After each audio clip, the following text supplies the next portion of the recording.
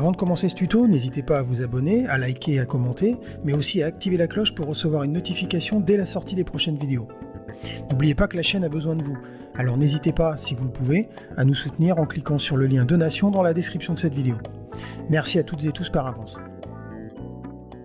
Bonjour à toutes et tous, à l'occasion de cette version 10.7.5 de Logic, les développeurs d'Apple ont exaucé un souhait que pas mal de monde attendait.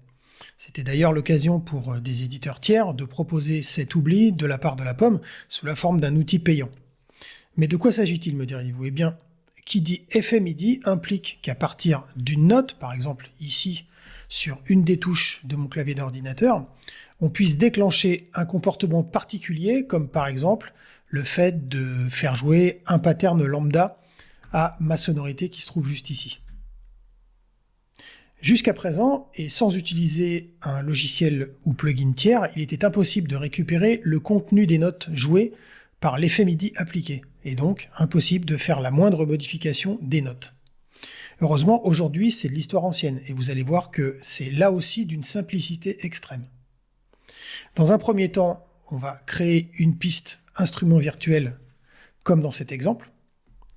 On va ici cliquer dans l'insert MIDI FX et affecter un effet MIDI temps réel. Et ensuite, on va revenir sur notre insert et cliquer sur les deux petites flèches opposées et sélectionner l'option Enregistrer MIDI sur piste ici. Alors on notera que la qualité de traduction est parfois perfectible chez Apple. Malheureusement là, bon, c'est pas très joyeux, mais bon, on va faire avec.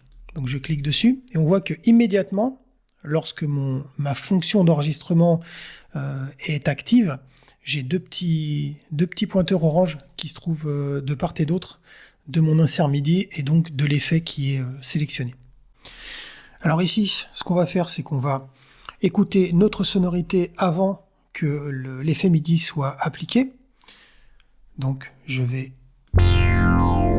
voilà, sélectionner une touche. On voit que je n'ai pas d'arpégiateur d'actif sur ma piste instrument virtuel. Donc ce que je vais faire, c'est que je vais activer ici mon effet. Et puis on va se rendre compte maintenant que si j'enregistre,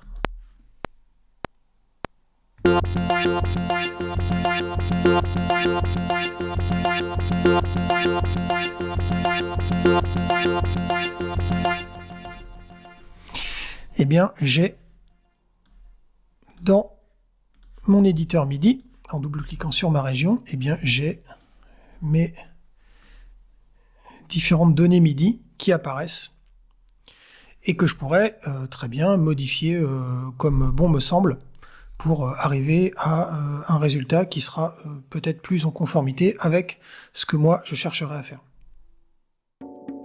Voilà pour ce nouveau tuto, j'espère qu'il vous aura plu et je vous dis à très bientôt pour un nouveau tuto.